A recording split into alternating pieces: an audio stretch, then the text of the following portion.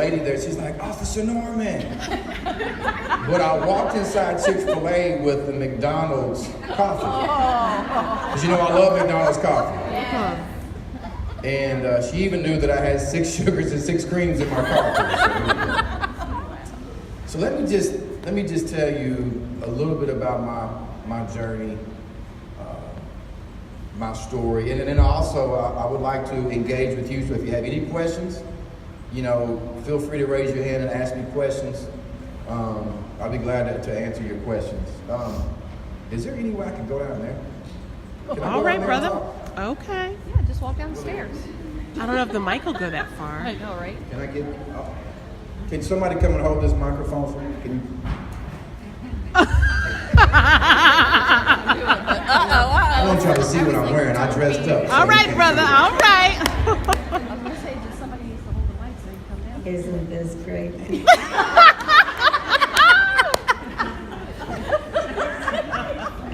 I don't know what it is. You go, girl. You are doing so good. I'm trying. Okay, this is better. I felt too far away. Plus, I'm scared of heights, so. All right, this is so much better. So from North Little Rock, Arkansas, and I'm curious, and I asked a lot of people this today, but how many people here have been to Arkansas? Wow. Oh, wow. That's impressive. Some people didn't even know that we existed, but we do. I guess some of our claim to fame is the home of Bill Clinton. True. If you're a boxing fan, we had Jermaine Taylor back in the day who was that he knocked out? Anyway, I'm kidding, I can't remember. Anyway, Darren McFadden, if you're a big baseball fan for the Minnesota Twins years ago, Torrey Hunter, and so there's more. But anyway, so Arkansas it's a small state. Born and raised in North Little Rock, Arkansas, about 68,000 people. 6 sisters and 2 brothers I have. I'm the next youngest. I have a twin sister. Her name is Tammy, and I'm actually 4 minutes older than she is. And so, I always remembered as a young kid, my mom always taught us to put others first, even if that meant that we had to do without, whether it was to take the shoes off your feet or take, the shirt off your back. You should always, always put others first. So I've lived by that, and I feel like our entire family has lived by that motto. And I've told this story, a lot of you may have heard it, but I think it's important when you hear my story that I start when I was a teenager, around 13, 14 years old. And I would mow grass on the weekends and sometime after school because my mom couldn't really provide all 9 of her kids everything that they wanted. So one day I came home from mowing grass and had some cash in my pocket and turned the TV on looking for a Chicago Bulls basketball game, but there wasn't one on, but there was an infomercial on TV called Feed the Children, and you've probably seen it. It's where you can send money to another country to clothe a child, and you feed a child, and in return they send you like a picture of the child and the family and a little bio about who you help. And that really captured my attention. It captured my heart. So I wrote down the information. I took the address and the money that I made that day to my mom, and I asked her to send it off. And she paused because usually every time that I would make extra money mowing grass, I would give her some to help her out. Then I would go buy myself something. So she knew that day was a little different for me. And she stopped me and she said, you realize that you're helping a stranger. You'll never meet this person. Sure. And that was really powerful because in my work back home, and I'm sure most of you follow me on social media, or you probably wouldn't be here, I help strangers every day. That's right. I think we should all help strangers as much as we can. And so I was really excited about doing that. So I knew that at 13, 14 years old, what my purpose was in life. A lot of people don't really know what their purpose is in life, at least not as a 13 or 14 year old. Right. So, I would always try to find ways to volunteer in the community. I would look for, call the local United Way and see if they needed any help. My mom would drop me off at nursing homes to sit with people in the activity room and read to them. We delivered meals for Meals on Wheels, but you had to understand that I still wasn't driving because I wasn't old enough to drive. So she had to drive me to all these places to drop me off, deliver meals or whatever. And so she was so patient, and she knew what her baby boy loved to do. So she made sure that she made that happen.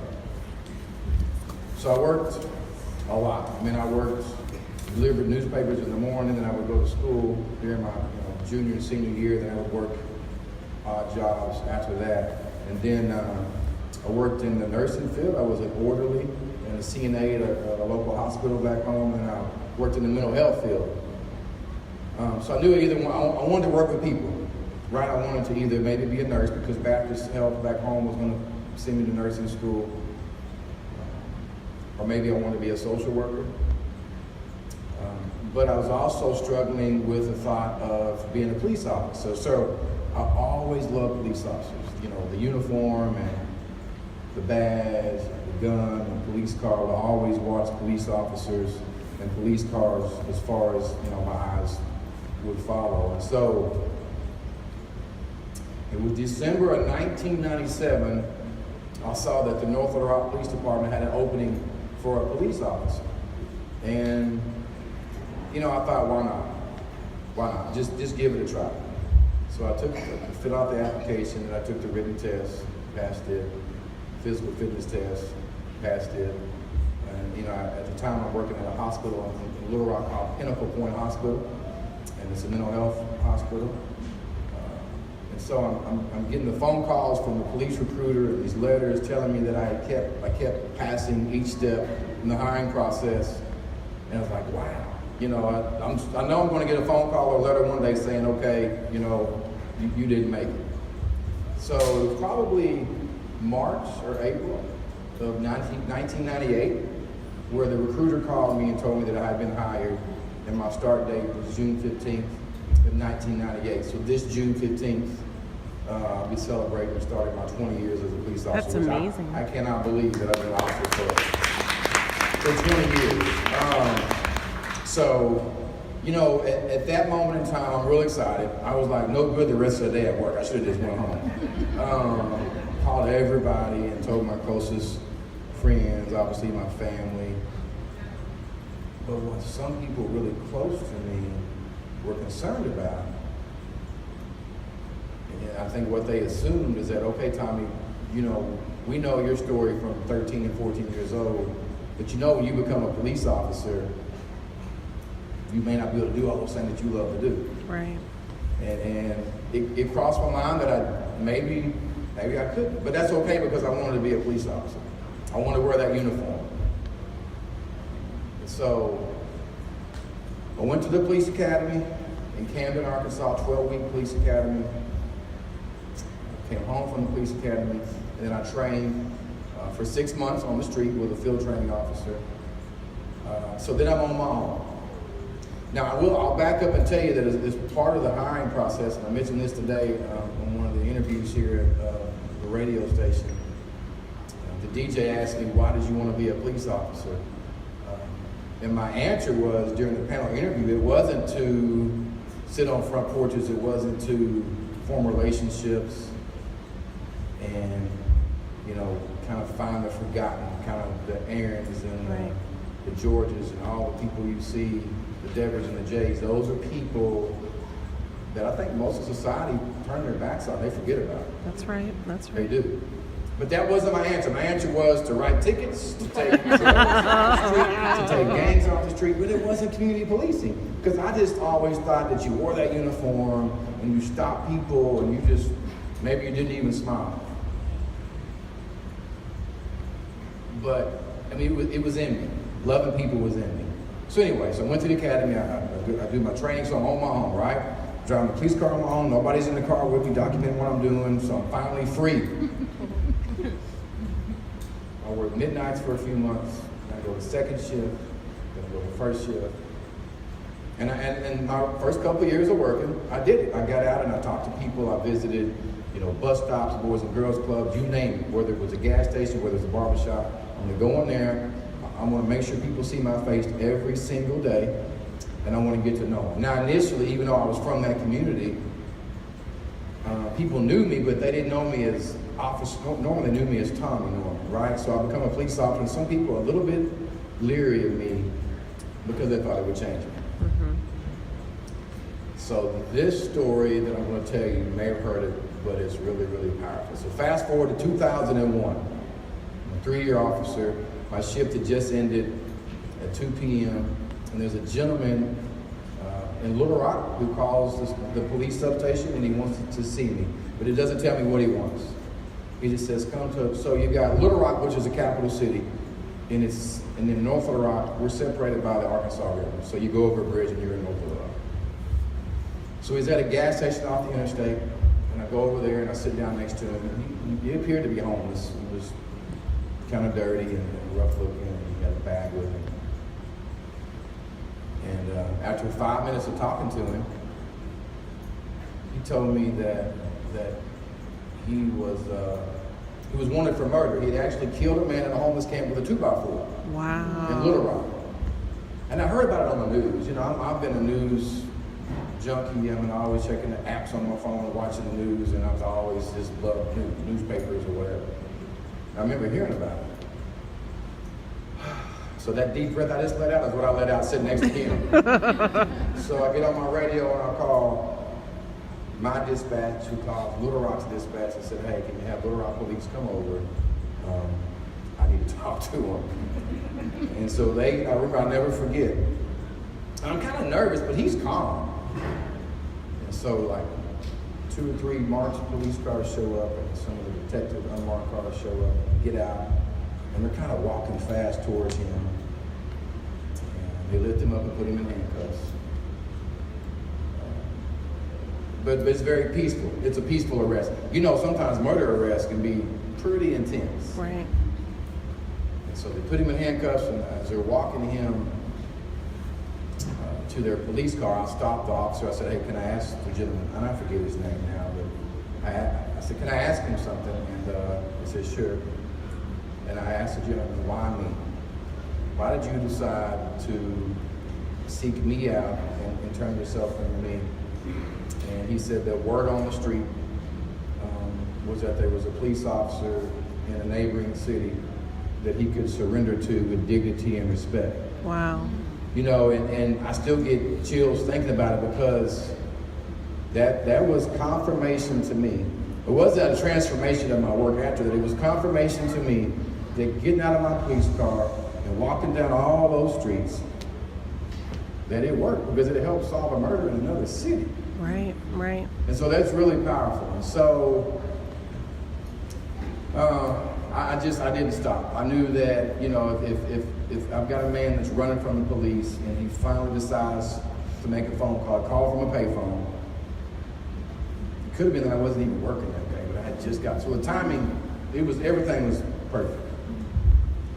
And so I remember going to court and testifying, and he may or may not still be in jail, but there's countless other stories like that, where people that commit pretty dangerous crimes throughout the years have contacted me. I remember one lady, her son had committed a drive-by shooting. The police were looking for him in North Little Rock. This happened actually in the city I work in. And his mom contacted me, and she said that her son wanted to turn himself in, but if any other police officer came to their house, he wasn't going to come outside. And so I contact my supervisor, and he has officers waiting at the street. I go over there by myself and take him out to my car. On the way to jail, I asked him the same question I asked the gentleman in 2001. Why me? And he said, well, he'd never really been a fan of police officers, but he'd always seen me out stopping and talking to his younger brothers and sisters, and so he knew that, that when he did turn himself in, there wouldn't be any issues. And so, it's all about how you treat people, word travels. That's right. But also how you mistreat people, word travels as well. That is right. I've always been a big advocate of just being nice to people. Just be nice. There's nothing, and it doesn't cost any money. So June is my 20th year, as I mentioned, and I've always been a patrol officer. So I've always chose to stay on the streets. After 20 years, you know, you could maybe test to be a supervisor, go work as a bailiff in the courtroom, or get a desk job, or, you know, be a school resource officer. But I've always chose to work as a patrol officer, but I've always chose to work the most dangerous parts of the city in North Little Rock. Because I really feel like that my type of policing has a bigger impact on communities such as the ones with, you know, with gang members and drug dealers and shootings. And you may ask why. It's because it's more of a challenge for me. And I really feel like that the more respect you get from a certain community and the more trust people have in you, I know they probably don't keep stats on this, but I really feel like the crime decreases. Because, you know, if you want to go out and commit a crime, but no, Officer Norman is my friend, we became really close throughout the years, I don't want to let him down. That's one less crime that's going to be committed, right?